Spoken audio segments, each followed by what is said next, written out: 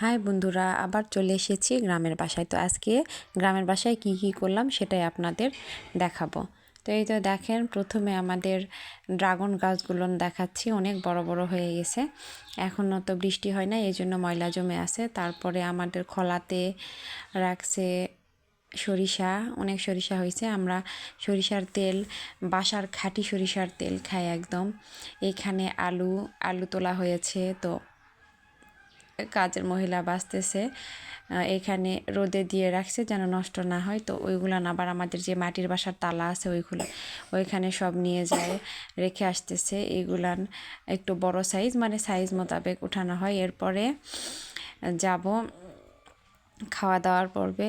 তো আমার সবাই মিলে আমরা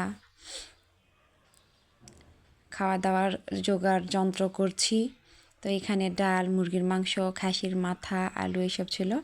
তো ছোলার ডাল দিয়ে খাসির মাথা হবে আর মুরগির মাংসর সাথে নতুন আলু। তো এই তো রান্না হচ্ছে, এখন রান্না করছে। তো রান্না করার পরে এখন সবাই একসাথে খেতে বসবে। তো ভাত, ডাল। আর দেখেন এখানে আমরা মাংস কেমন করে ভাগ করেছি। আগেকার সময় যখন নানি দাদিরা বেশি মানুষজন ছিল, কাজের লোক ছিল, এরকম করে ভাগ করে খেত। তো আমরাও মজা করে এরকম করে ভাগ করেছি। এখানে সালাদ ছিল। তো খাওয়া দাওয়া শেষে গ্রামের বাসায় গেলে আমি, আমার মেয়ে অনেক খুনসুটি, অনেক মজা নিয়ে সারাদিন ব্যস্ত থাকে। ওই এখন ওর মেজো দিদার ছাগলের ছানাগুলোকে দুধ খাওয়াচ্ছে। অনেকগুলো ছানা হয়েছে তো, 3টা, এই জন্য তেমন মায়ের দুধ পায় না, গরুর দুধ কিনে খাওয়াতে হয়। তো আমি একটু ছাগলগুলো নিয়ে মজা করতেছি, আদর করে দিচ্ছি। আমার মেয়ে আর আমি আসলে এইগুলো নিয়ে করি।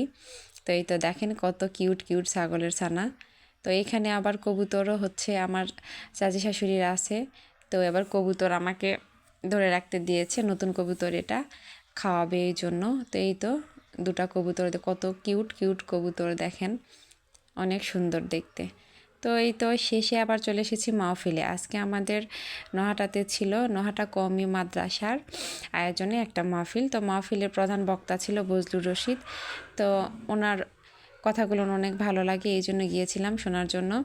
তো অন্যান্য যে বক্তাগুলো ছিল ওদের কথা অনেক ভালো ছিল। দেখেন মহিলায় কত অনেক, আমরা তো অনেক চাপাচাপি করে ঢুকে প্রজেক্টর ছিল, মহিলাদের বসার ব্যবস্থাটাও খুবই ভালো ছিল।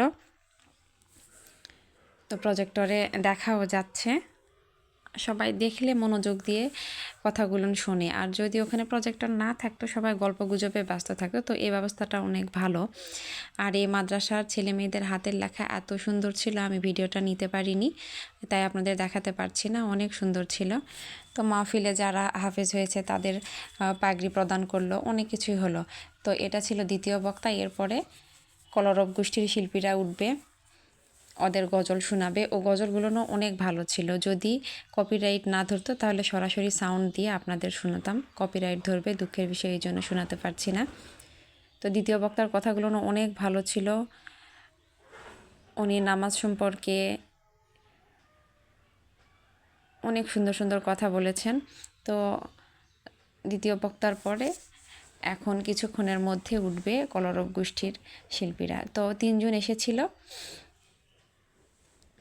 তো 3জনের কণ্ঠ অনেক ভালো ছিল, অনেক সুন্দর করে গজলগুলো বলেছে। আমার তো অনেক ভালো লেগেছে। তো এই গজল বলার পরে ওনারা যখন চলে যাবেন, তারপরে বজলুর রশিদ এই তো উঠে গিয়েছে। তো বজলুর রশিদের কথাগুলো অনেক ভালো ছিল। আবারও বলছি, আমি আপনাদের শোনাতে পারি নাই কপিরাইট ধরার কারণে। যদি শোনাতে পারতাম তাহলে আপনারা শুনে অবশ্যই বলতেন অনেক ভালো ছিল, কথাগুলো বোঝার মতো, মনে ধরার মতো। তো বন্ধুরা, আমি এই ভিডিওগুলো ছাড়ি, তো আপনারা দেখবেন, লাইক, কমেন্ট, সাবস্ক্রাইব এবং শেয়ার করবেন। আল্লাহ হাফেজ।